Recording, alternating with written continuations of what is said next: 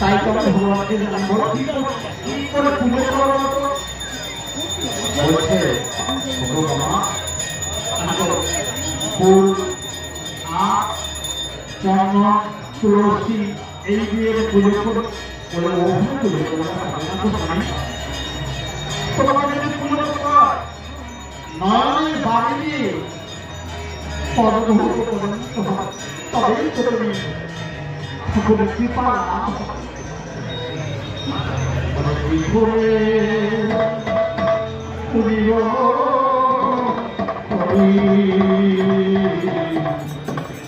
Hari